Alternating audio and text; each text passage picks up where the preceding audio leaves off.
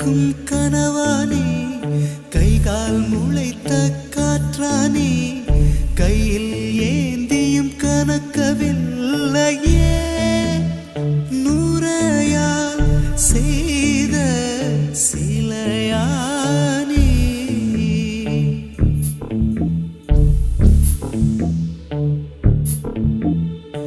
இப்படி உன்னை ஏந்திக் கொண்டு